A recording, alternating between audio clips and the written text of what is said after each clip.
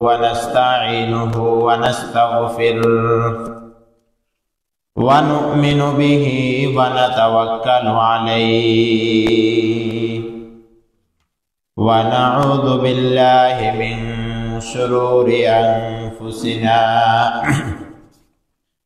ومن سيئات أعمالنا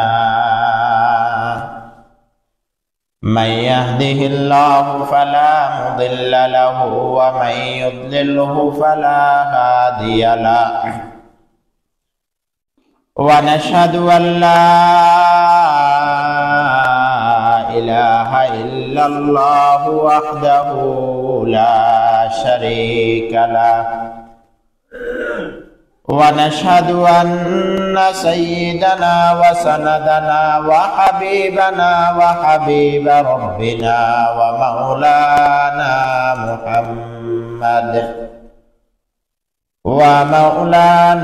محمدا عبده ورسوله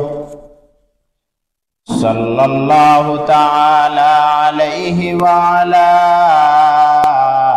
آله وأصحابه وبارك وسلم تسليما كثيرا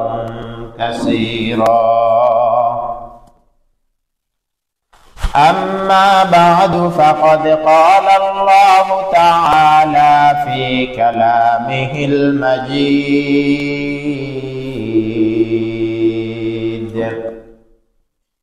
وفرقانه الحميد.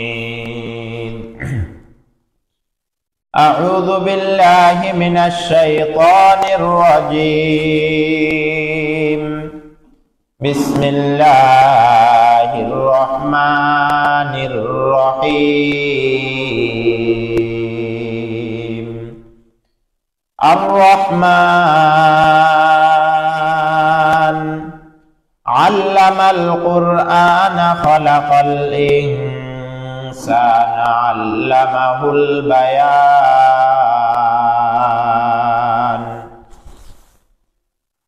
وقال النبي صلى الله تعالى عليه وآله وسلم: طلب العلم فريضة على كل مسلم، أو كما قال عليه الصلاة والسلام.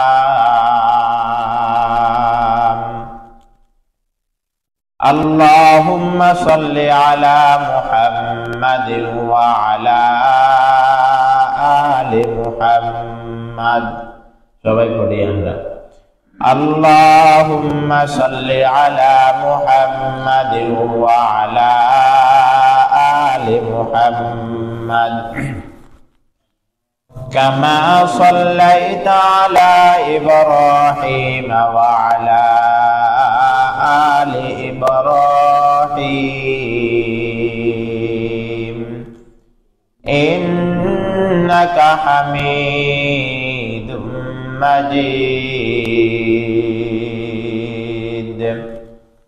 اللهم بارك على محمد وعلى آل محمد كما باركت على إبراهيم وعلى آل إبراهيم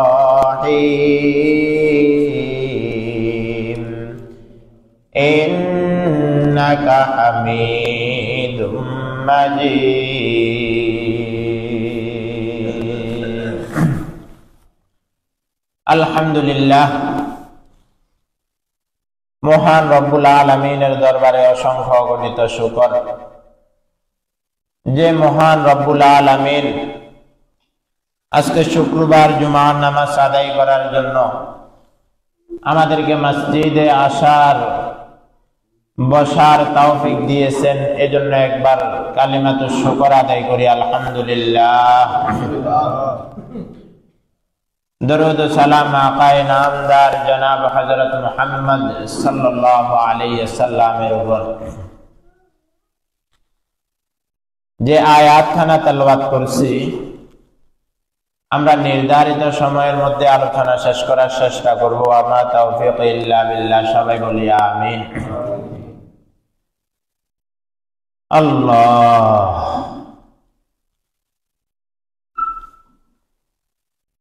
আমাদের মসজিদগুলা সুন্দর হচ্ছে, আমাদের পোশাক সুন্দর হচ্ছে, আমাদের চলাফেরা সুন্দর হচ্ছে, কিন্তু আমাদের নামাজটা এখনো আমরা অনেকে সুন্দর করতে পারি নাই। এটাই সবচেয়ে বড় দুঃখ, সবচেয়ে বড় আফসোসের বিষয় হচ্ছে এখনো আমরা মুসলমানরা নামাজমুখী হতে পারি নাই। ততদিন পর্যন্ত আমাদের বিজয় আসবে না, ততক্ষণ পর্যন্ত আমরা বিজয় অর্জন করতে পারবো না, যতক্ষণ পর্যন্ত না আমরা মুমিন হই। এই জন্য রব্বুল আলামিন তো কোরআনের মধ্যে বলে দিয়েছেন, যারা মুমিন, যারা ঈমানদার, তাদের কোনো ভয় নাই, আমি আল্লাহ তাদেরকে অবশ্যই বিজয় দান করব।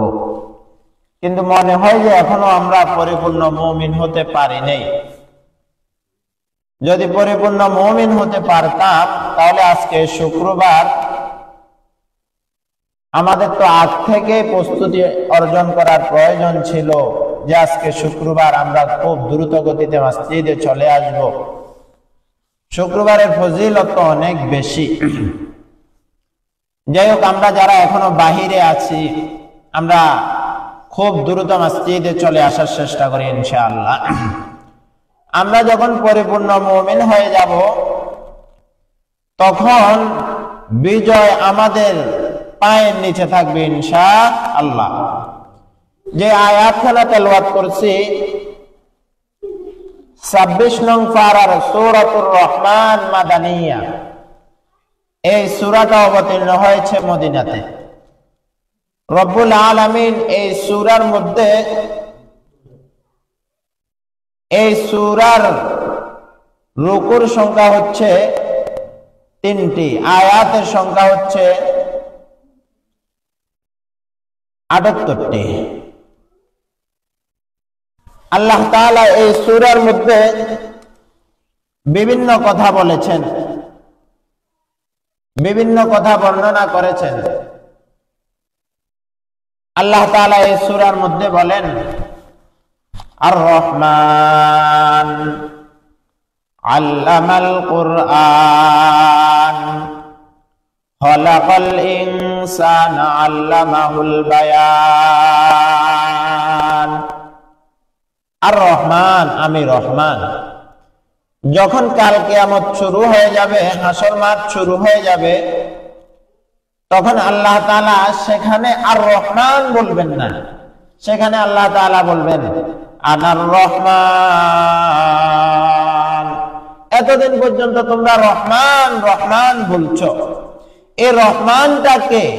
রহমান কে?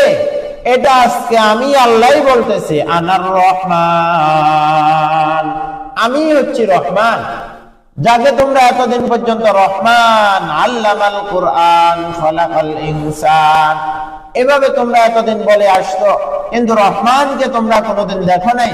রহমান কেমন হবে, রহমানের পরিচয় কেমন হবে? এই জন্য আল্লাহ তাআলা নিজেই যখন বলবেন আনার রহমান,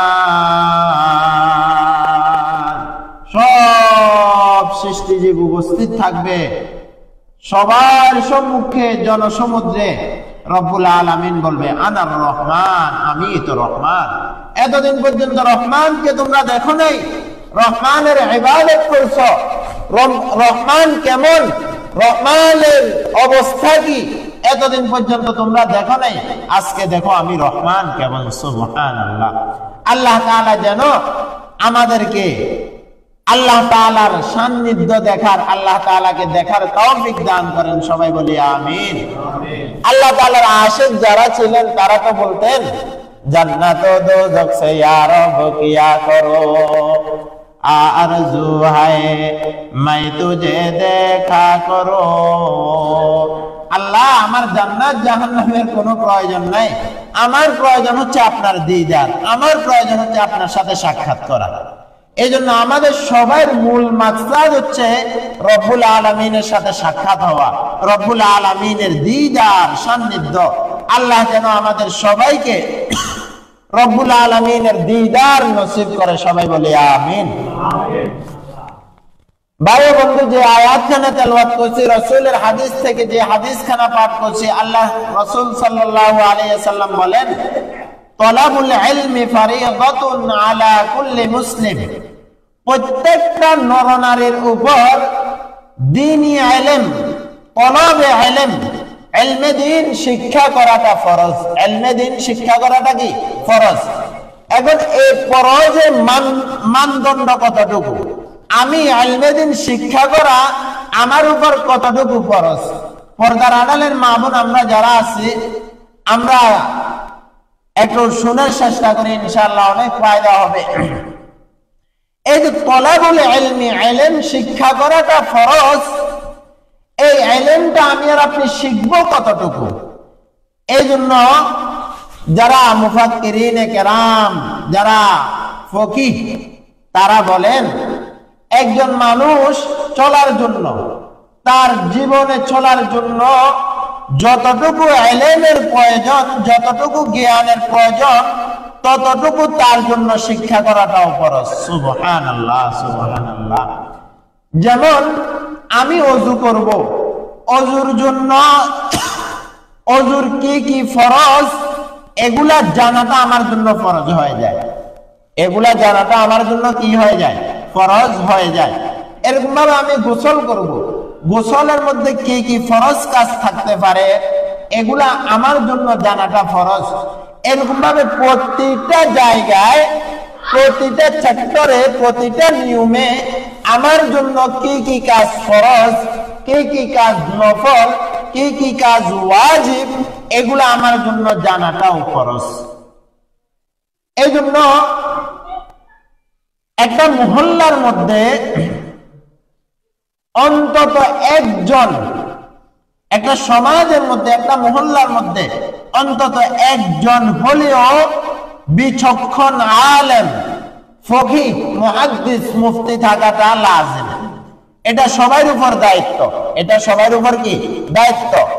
কারণ দ্বীনি ইলম সম্পর্কে, দ্বীনি জ্ঞান সম্পর্কে যদি একটা সমাজকে পরিচালনা করার জন্য, একটা সমাজবাসীকে দ্বীনি শিক্ষা দেওয়ার জন্য যদি কেউ না থাকে, তাহলে আমরা সমাজের সবাই কিন্তু গুনাহগার হতে হবে।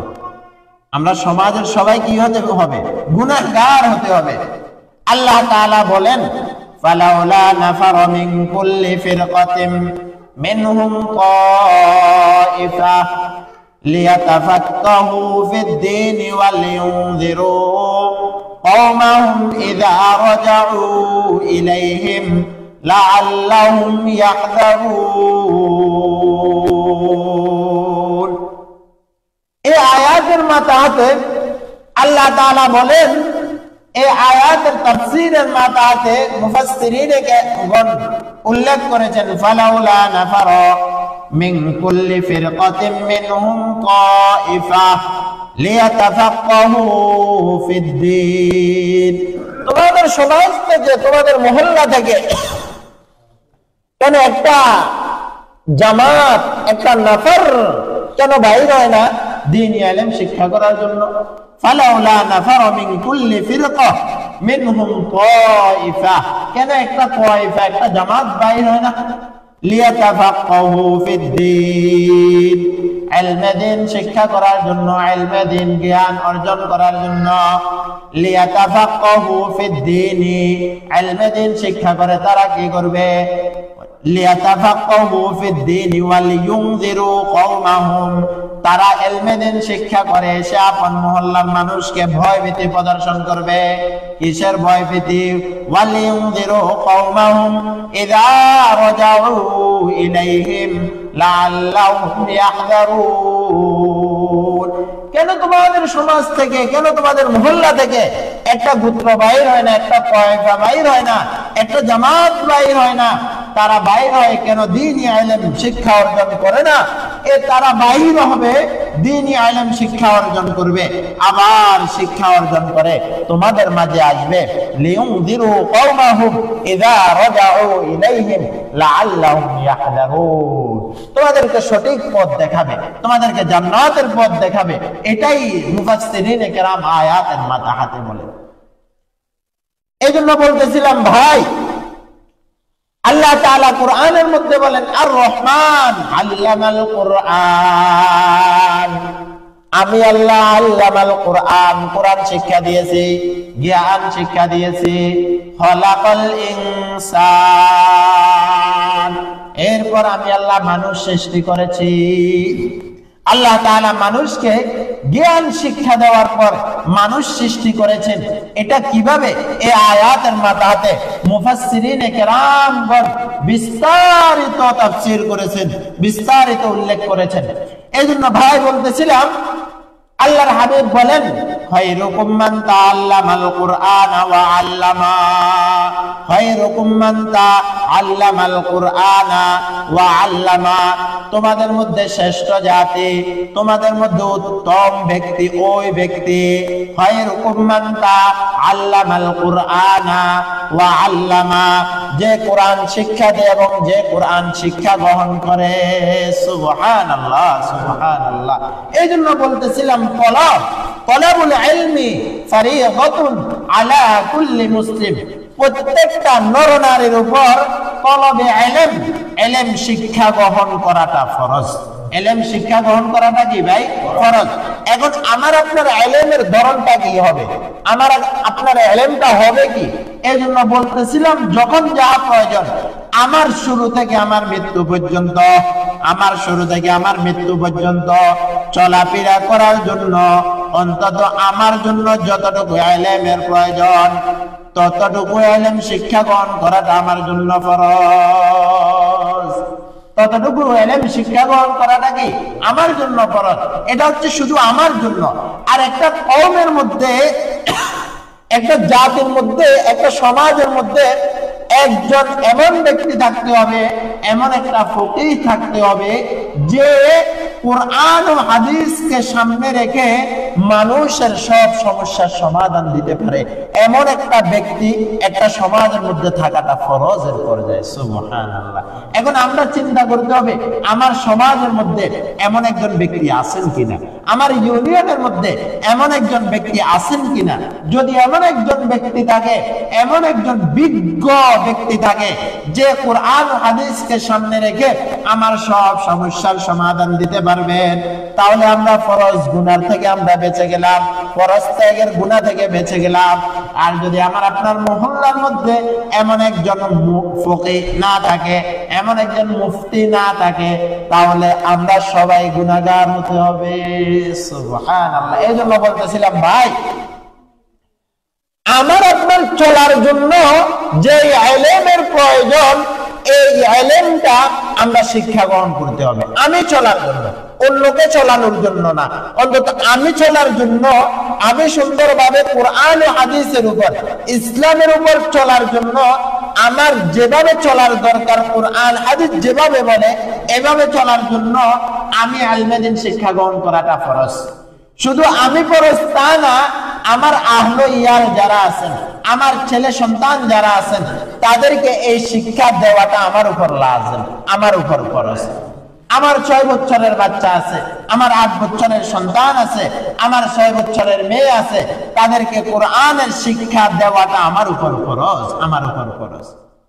এই জন্য একটা সন্তান, যাদেরকে আমরা এখন নাস্তিক দেখি, যারা এখন ইসলাম বিদ্বেষী, যারা এখন কোরআনের বিরুদ্ধে কথা বলে, ইসলামের বিরুদ্ধে কথা বলে, মাদ্রাসা মসজিদের বিরুদ্ধে কথা বলে, আলেম উলামার বিরুদ্ধে কথা বলে, এরা কেউ কিন্তু হিন্দুর ঘরে জন্মগ্রহণ করে নাই। অনেকে কি মুসলমানের ওরসে জন্মগ্রহণ করেছে, এরা মুসলমানের সন্তান, এদের নামটা মুসলমানের, এদের বংশটাও মুসলমানের, কিন্তু তারা বড় হওয়ার পরে এখন তারা কোরআনের বিরুদ্ধে কথা বলে। বলে কিনা ভাই? একটু সবাই বলতে হবে, বলে কিনা? বলে। সে বড় হইয়া আমার আপনার ধর্মের বিরুদ্ধে কথা বলে, সে বড় হইয়া আমার আপনার কোরআনের বিরুদ্ধে কথা বলে, সে বড় হইয়া আমার আপনার আল্লাহর বিরুদ্ধে কথা বলে, সে বড় হইয়া আমার আপনার নবীর বিরুদ্ধে কথা বলে, সে বড় হইয়া ইসলামী যে মাইন্ড, ইসলামিক এই আদর্শের বিরুদ্ধে কথা বলে। বলে কিনা? কেন বলে? ওই যে একটাই মাত্র কারণ, সন্তান যখন ছোট ছিল, সন্তান যখন কি ছিল? ছোট ছিল। সে যখন ছোট ছিল, যখন তাকে কোরআনের শিক্ষাটা দেওয়ার প্রয়োজন ছিল, ওই মা তাকে কোরআনের শিক্ষা দেয় নাই, ওই বাবা তাকে কোরআনের শিক্ষা দেয় নাই, ওই বড় ভাই তাকে কোরআনের শিক্ষা দেয় নাই, ওই বড় বোন তাকে কোরআনের শিক্ষা দেয় নাই। আজকে সে বড় হয়েছে, ডক্টর হয়েছে, ডাক্তার হয়েছে, ইঞ্জিনিয়ার হয়েছে, বড় কিছু হয়েছে, কিন্তু আজকে বড় জায়গায় যাইয়া সে তার বাবার যে কোরআন পড়নেওয়ালার বিরুদ্ধে বলে, তার মা যে কোরআন পড়তো ওই কোরআন পড়নেওয়ালার বিরুদ্ধে কথা বলে, তার বাবা যে মসজিদের মধ্যে সিজদা দিত ওই মসজিদের বিরুদ্ধে কথা বলে। কেন? ওই যে ছোট অবস্থায় তাকে কোরআনের শিক্ষাটা দেওয়া হয় নাই। ছোট অবস্থায় তাকে কি দেওয়া হয় নাই ভাই? কোরআনের শিক্ষাটা দেওয়া হয় নাই। এই জন্য আমার আপনার সন্তানদেরকে, আমরা আমাদের আত্মীয় স্বজনদেরকে, আমরা আমাদের আহলে ইয়ালদেরকে অন্তত 3টা বছর নূরানীর এই শিক্ষাটা দিতে হবে। এটা আমার আপনার উপর ফরজ। এটা আমার আপনার উপর কি ভাই? ফরজ। যে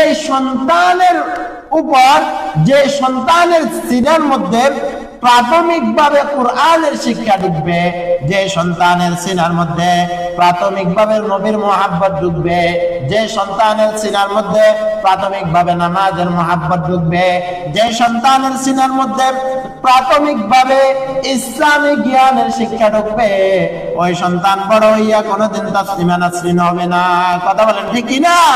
ওই সন্তান বড় হইয়া কোনোদিন কোরআনের বিরুদ্ধে কথা বলবে না, ওই সন্তান বড় হইয়া কোনোদিন আল্লাহর বিরুদ্ধে কথা বলবে না। এই জন্য আমরা যারা আছি, আমরা আমাদের সন্তানদেরকে কোরআনের শিক্ষায় শিক্ষিত করতে হবে। আমরা আমাদের সন্তানদেরকে অন্তত ছোট অবস্থায় আমরা আমাদের সন্তানদেরকে কোরআনের ইলমে দ্বীনের শিক্ষা অর্জন দিতে হবে। যখন তাদের সিনার মধ্যে কোরআনের শিক্ষা ঢুকবে, প্রাথমিকভাবে কোরআনটা তাদের সিনার মধ্যে ঢুকবে, রাসূলের মুহাব্বতটা তার সিনার মধ্যে ঢুকবে, তাহলে সে বড় হইয়া তার ধর্মের বিরুদ্ধে কথা বলবে না। অন্তত এই 3টা বছর কোরআনের শিক্ষা পাওয়ার পরে, কোরআনী ইলম অর্জন করার পরে আপনি আপনার সন্তানকে ইঞ্জিনিয়ার বানান। আমি মুফতি সাহেব মানা করি না। আপনি আপনার সন্তানকে 3টা বছর কোরআনের শিক্ষা দেওয়ার পরে, আমি খতিব সাহেব কোনোদিন আপনার সন্তানকে নিষেধ করব না। আপনি আপনার সন্তানকে, আপনি আপনার মেয়েকে 3টা বছর কোরআনের শিক্ষা দেওয়ার পর, হাদিসের শিক্ষা দেওয়ার পর, মা বাবার আদর্শ শিক্ষা দেওয়ার পর আপনি আপনার সন্তানকে ডক্টর বানান, আপনি আপনার সন্তানকে ডাক্তার বানান, আপনি আপনার সন্তানকে ইঞ্জিনিয়ার বানান, আপনি আপনার সন্তানকে প্রফেসর বানান, আপনি আপনার সন্তানকে রাজনীতিবিদ বানান। আমি মুফতি সাহেব কোনোদিন আপনাকে বাধা দিব না। तुम स्कूल में पढ़ो, कॉलेज में पढ़ो, कुछ नहीं नुकसान। तुम स्कूल में पढ़ो, कॉलेज में पढ़ो, कुछ नहीं नुकसान। इस्लाम के तमाम हुदूदिया जब करो फरमान। আপনি আপনার সন্তানকে ডক্টর বানাইতে পারেন, ডাক্তার বানাইতে পারেন, প্রফেসর বানাইতে পারেন, উকিল বানাইতে পারেন, যেটাই মন চায় সেটাই আপনি বানান। কিন্তু বাবা আপনার হাতেও ধরতে পারে, পায়েও ধরতে পারে, কিন্তু আপনার যখন বৃদ্ধ বয়স হয়ে যাবে, সন্তানের পক্ষ থেকে যদি একটু সেবা যত্ন পাইতে চান, সন্তানের পক্ষ থেকে যদি একটু নরম ভাষা পাইতে চান, এই জন্য 3টা বছর প্রাথমিকভাবে সন্তানকে কোরআনের শিক্ষা দিতে হবে। সন্তানকে কি দিতে হবে ভাই? কোরআনের শিক্ষা দিতে হবে। আমি কি কোনোদিন নিষেধ করেছি ভাই আপনি আপনার সন্তানকে কেন ডক্টর বানাইলেন? মুসলমানের সন্তানরা ডক্টর হতে হবে, মুসলমানের সন্তানরা ইঞ্জিনিয়ার হতে হবে, মুসলমানের সন্তানরা আলেম হতে হবে, মুসলমানের সন্তানরা মুফতি হতে হবে, মুসলমানের সন্তানরা খতিব হতে হবে।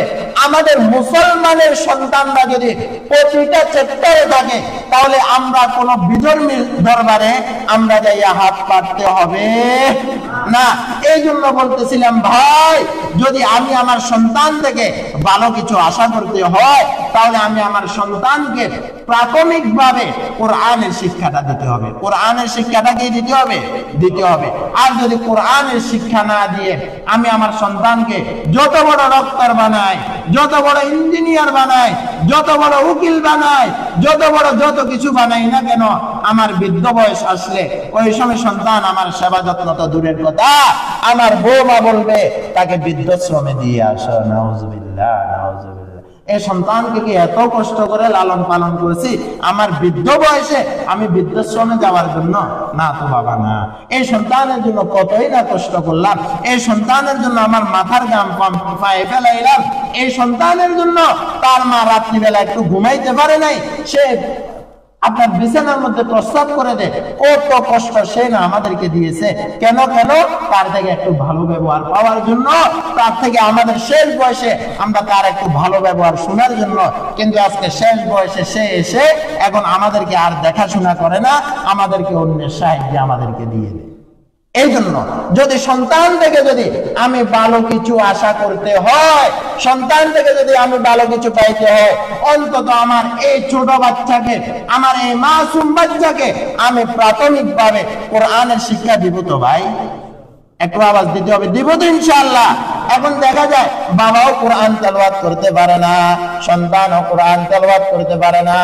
বাবার জানাজায় সন্তান যায়, সন্তান যাইয়াও হাউ মাউ করে কান্নাকাটি করে আর বলে, হুজুর গো, বাবা আমাকে কোনোদিন জানাজার শিক্ষা দেয় নাই, বাবা কোনোদিন আমাকে জানাজার নামাজের তরিকা শিখায় নাই, কিভাবে আমি বাবার কবরস্থানে যাইয়া একটা দোয়া পড়বো সেটাও আমাকে কোনোদিন শিক্ষা দেয় না। এই জন্য যদি সন্তান থেকে আমি ভালো কিছু আশা করি, আমার সন্তানকে যদি আমি আদর্শবান সন্তান হিসাবে গড়ে তুলতে হয়, তাহলে আমার সন্তানকে কোরআনের শিক্ষার বিকল্প আর কিছু হতে পারে? আর একটু আওয়াজ দিতে হবে, হতে পারে না। আমি আমার সন্তানকে কোরআনের শিক্ষা দিতে হবে, আমি আমার সন্তানকে নবুয়তি শিক্ষা দিতে হবে। নবুয়তি শিক্ষা দেওয়ার পর, কোরআনের শিক্ষা দেওয়ার পর, কোরআনের শিক্ষাটা তার সিনার মধ্যে ঢুকানোর পর, এরপর আমি আমার সন্তানকে যেটাই বানাই না কেন, আমার সন্তান যত বড় উপরে যোগ না কেন, কিন্তু আমার সন্তান আমার ধর্ম ইসলামের বিরুদ্ধে কথা বলবে না। আমার সন্তান কোনোদিন তাসলিমা নাসরিন হবে না, না, না, না, হবে না। এটা আমি গ্যারান্টি দিয়ে বলতে পারি ইনশাআল্লাহ। এই জন্য আমরা যারা অভিভাবক আছি, পর্দার আড়ালের মা বোন যারা আছি, আমাদের সন্তানরা যারা আছে, আমাদের মেয়েরা যারা আছে, এদেরকে প্রাথমিকভাবে আমরা কোরআনের শিক্ষা দিব তো ইনশাআল্লাহ? আরেকটু আওয়াজ দিতে হবে, দিব তো ইনশাআল্লাহ? ইনশাআল্লাহ কোরআনের শিক্ষাটা দিতে হবে। কোরআনের শিক্ষার বিকল্প কিছুই নেই। আর যদি কোরআনের শিক্ষা আমি না দিই, তাহলে আমার দুর্দশার, আমার সন্তানের একদিকে ডাকাতির মামলা আসবে, একদিকে হাইজাকির মামলা আসবে, একদিকে ইয়াবার মামলা আসবে, একদিকে গাজার মামলা আসবে, একদিকে অন্যের পকেট মারার মামলা আসবে আমার সন্তানের বিরুদ্ধে। এই জন্য বৃদ্ধ বয়সে আমি আমার সন্তানের গাজার মামলা, ইয়াবার মামলা, মদের মামলা, ফেন্সিডিলের মামলা, চোরের মামলা, আমি বৃদ্ধ বয়সে এসে আমি আমার সন্তানের মামলা চালাতে পারবো না, না, না, পারবো না। এই জন্য সন্তানকে যদি আদর্শবান সন্তান হিসাবে গড়ে তুলতে হয়, আমার সন্তানকে যদি আমি আদর্শ নাগরিক হিসাবে গড়ে তুলতে হয়, তাহলে আমি প্রাথমিকভাবে আমার সন্তানকে কোরআনী শিক্ষা থেকে মাইনাস করে আমি আদর্শ নাগরিক হিসাবে গড়ে তুলতে পারবো না কোনোদিন। আমার সন্তান বড় হলে ওই সময় সন্তান বড় পথে যাবে, ওই সময় সন্তান তার দেশের পক্ষে বলবে না, ওই সময় সন্তান বাংলাদেশে বসে ভারতের পক্ষে কথা বলবে। কথা বলেন ঠিক কিনা? আমার সন্তান কি করবে? কোরআনের শিক্ষা না থাকলে হুব্বুল ওয়াতানি মিনাল ঈমান, দেশের ভালোবাসা, দেশের সার্বভৌমত্বের ভালোবাসা না থাকলে আমার সন্তান আমার দেশে থাকবে, ৫৬,০০০ বর্গ মাইলের এই সীমানায় আমার সন্তান থাকবে, কিন্তু এই সীমানায় বসে আমার সন্তান ভারতের দালালি করবে। কথা বলেন ঠিক কিনা? অতএব আমার সন্তান ভারতের দালালি করবে, আমার সন্তান আমেরিকার দালালি করবে, এটা আমরা কোনোদিন দেখতে চাই না। আমার সন্তান এই দেশের নাগরিক হবে, আমার সন্তান দেশকে ভালোবাসবে, আমার সন্তান এই দেশে ইসলামী হুকুমত কায়েম করার জন্য চেষ্টা করবে। কথা বলেন ঠিক কিনা? কোন কুফরি বন্তমন্ত, কুফরি মন্ত্রতন্ত্র আমার সন্তান এই দেশে প্রতিষ্ঠা করার জন্য চেষ্টা করবেও না। যদি আমি তাকে সেভাবে শিক্ষা দিই তাহলে সে বড় হবে মন্ত্রতন্ত্র পরিচালনা করার চেষ্টা করবে। আর যখন তাকে কোরআনী শিক্ষা দিব তাহলে তার সিনার মধ্যে থাকবে কিভাবে সে খেলাফত, কিভাবে সে ইসলামী হুকুমত কায়েম করতে পারে, সেটাই তার মাথার মধ্যে চিন্তা থাকবে ইনশাআল্লাহ। এই জন্য বলতেছিলাম আর রহমান আল্লামাল কোরআন খলাকাল ইনসান। আল্লাহ তাআলা যখন হাসর মাঠ কায়েম হয়ে যাবে, সব কিছু কায়েম হয়ে যাবে, তখন সেখানে আল্লাহ তাআলা বলবেন, ও আমার বান্দারা, এতদিন আর রহমান বলছো আর রহিম বলছো, এতদিন রহমানকে রহিমকে রহমান রহিমের পরিচয় তো তুমি পাও নাই, আজকে আমি পরিচয় দিচ্ছি, আনার রহমান আনার রহমান আনার রহমান, আমি তো সেই রহমান, আনার রহিম আমি সেই রহিম, রহিম রহিম সুবহানাল্লাহ। এই জন্য ভাই বলতেছিলাম, এই যে এখন সব দিকে মাদ্রাসাগুলোর মধ্যে ভর্তির কার্যক্রম চলতেছে, আমাদের মহল্লার আমাদের গ্রামের প্রতিটা জায়গায় মাদ্রাসাগুলোর মধ্যে নুরানি বিভাগে হেফজ বিভাগে ভর্তির কার্যক্রম চলতেছে।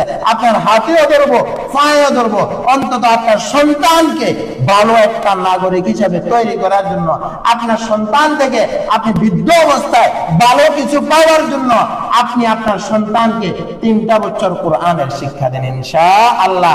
আর এখন তো এই নুরানি মাদ্রাসাগুলোর মধ্যে ৩টা বছরে অনেক কিছু শিক্ষা দেওয়া হয়, কিভাবে সে তার পুরো জীবনটা কিভাবে চালানোর দরকার, অন্তত এই অল্প বয়সের মধ্যে তাকে এই চিন্তাটা, এই জ্ঞানটা মাদ্রাসার মধ্যে এখন কিন্তু তাকে দেওয়া হয়। কিভাবে সে কোরআন পড়বে, কিভাবে সে জানাজা পড়বে, কিভাবে সে নামাজ পড়বে, এক কথায় সব কিছু ইসলামী শিক্ষাগুলা অল্প অল্প করে তার মাথার মধ্যে দেওয়া হয়। যখন সে বড় হবে আস্তে আস্তে তার জ্ঞান আরো বড় হবে, আস্তে আস্তে সে আরো অনেক কিছু শিখতে পারবে ইনশাআল্লাহ। এই জন্য আমরা যারা এখানে আছি, আমার সন্তান আছে তো ছোট, কোরআনের শিক্ষা দিব, আমার মেয়ে আছে তো কোরআনের শিক্ষা দিব, আমার আত্মীয় স্বজন আছে তো তাদেরকে বলবো প্রাথমিকভাবে কোরআনের শিক্ষা দিতে, এরপরে আমি আমার সন্তানকে, আমি আমার আত্মীয় স্বজনকে যেটা মন চাই সেটাই করব, অন্তত ৩টা বছর কোরআনের শিক্ষা দেওয়ার পরে ইনশাআল্লাহ। আল্লাহ তাআলা আমাদের সবাইকে, আমাদের সন্তানদের প্রতি,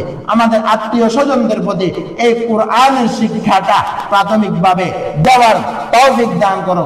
সবাই বলি আমিন। ওয়া আখির দাওয়ানা আলহামদুলিল্লাহি রাব্বিল আলামিন। আমরা যারা সুন্নাত করি না সুন্নাত